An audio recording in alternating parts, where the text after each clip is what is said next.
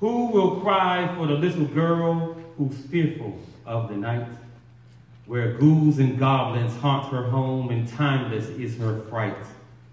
Who will cry for the little girl who strives to make a way, using a pencil as a candlelight to guide her soul, for her nights resemble days? Who will cry for the little lamb when wolves torment the herd, and the screams of terror rule the night where silence should be heard?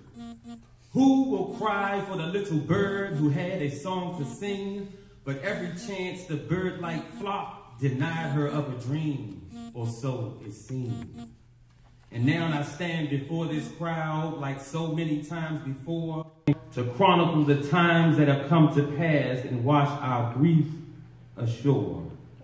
For mourning resembles drowning in a sea with all hope of rescue lost. Where the flood of emotions overwhelm our souls, expensive is the cost. But she speaks to me through the bitter pill of animosity, the injection of insecurities, the infusion of toxic relationships, the poisoning of society by sacred institutions who weigh worth by wealth and put profit over prosperity. Some of these temples that are supposed to shed light but mask the degeneration of their storehouse proliferates filet mignon for the wealthy while feeding soylent green to the masses. Where we would not even be in this place if I hadn't been gainfully employed, not even given a proper burial. Since when did it come to this? Oh yes, the wolves in sheep's clothing. You done let the sheep in wolves' clothing infiltrate the compound. And I normally keep a separation between church and state, but the state of the church blurs the lines, and it seems as though I can't get no satisfaction unless the truth is brought to light, for the truth is the light, and although many have been called, I have been chosen. And unlike a tame horse, I refuse to be broken. I refuse to be a victim in this decadent society. With this dangerous mind, I will fracture their reality. She speaks through me about how you need to reflect upon your existence. Listen to your heart and understand who you truly are and what you are capable of and achieving and soar. About how you should share the noise of those things that hold you back. For she cared about others before herself. It's about Vivian and how her devotion to being a good usher and spiritual nature showed focus. It's about how Wendell can keep you feeling good about yourself with his anecdotes.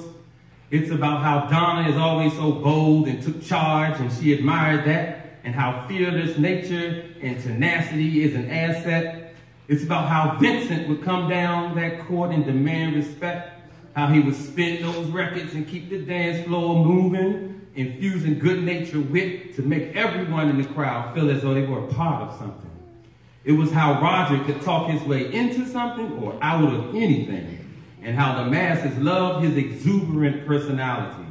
It was how Randy could pick up and go anywhere, quickly anything, and ended up touring the world with his gift of gab, and how little Eddie is articulate and a fluent reader. It's about how Carlotta could read a book in the night and how she was a source of current issues, or how Sonia knew how to throw down in the kitchen, was super caring and the epitome of motherhood. It was how Adrian knew a lot about animals and had a loving heart. It was about how Cubby was a natural leader, astute, and took care of his family. It was about how Audrey raised the bar in raising a slew of powerful children. And it was about how Candace has excellent work ethic and is a great conversationalist. And it's about how Alexis is an excellent speaker and debater and is destined to global greatness. And it's about how I am a vessel to articulate wishes beyond the grave. She speaks to you. Follow your path. Do more than seek out your destiny, but embrace it with your entire being. Give up the ghost of what you can't change. Let go of the people departed from this earth, of intergenerational poison, of poverty excuses, of drug addiction, of mental illness, of lost love, or empty promises, or failed aspirations, or detrimental people, or monsters that live under your bed, or walls that are hard to climb, or tests that give way to anxiety or things so insignificant you probably don't even remember why they bother you in the first place. So you substitute nearby objects or people or places to redirect your angst and project hostility. Give it up and just live.